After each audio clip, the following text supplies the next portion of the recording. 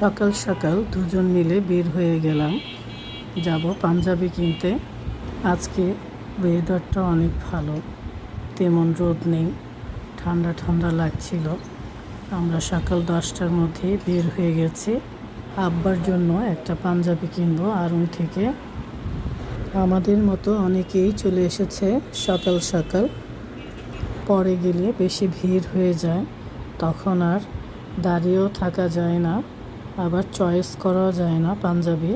তাই ঠান্ডা মাথায় সকালবেলা বের হয়ে গেলাম, পাঞ্জাবি কিনে নিলাম।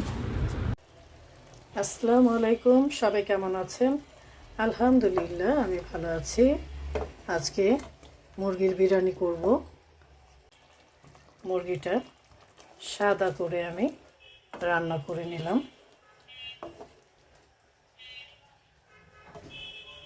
ইফতারি ভাজার জন্য বেসনটা গুলিয়ে নিচ্ছি। বেগুনি আর আলুর চপের জন্য বেসন গুলিয়ে নিলাম। বিরিয়ানি রান্না করার জন্য আমি বিরিয়ানির মশলা দিয়ে দিলাম। এখন ভালো করে নেড়ে চেড়ে বিরিয়ানিটা রান্না করব। আজকে ননদের ছেলে আসবে, তাই বিরিয়ানি রান্না করছি ওর জন্য। ঘি দিয়ে দিচ্ছি। বিরিয়ানিতে ঘি দিলে খেতে কিন্তু বিরিয়ানিটা ভালো লাগে। এখন চালটা ভালো করে কষিয়ে নেব। দিয়ে দিচ্ছি লবণ আর আদা রসুনের পেস্ট, কাঁচামরিচ দিয়ে দিচ্ছি। গরম পানি বসিয়ে দিয়েছি বিরিয়ানির মধ্যে দেওয়ার জন্য। পানি দিয়ে দিচ্ছি।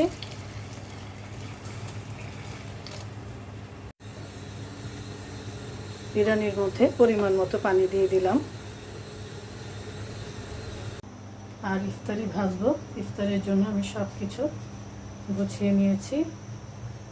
একদিকে বিরিয়ানিও হচ্ছে। এখন আমি মুরগির মাংসটা দিয়ে দিচ্ছি। আমাদের ঘরের বাচ্চারা বিরিয়ানি খুব পছন্দ করে, কিন্তু আমার কাছে ভাতই ভালো লাগে বেশি। সব কিছু ভালো করে আমি মিক্সড করে নিচ্ছি।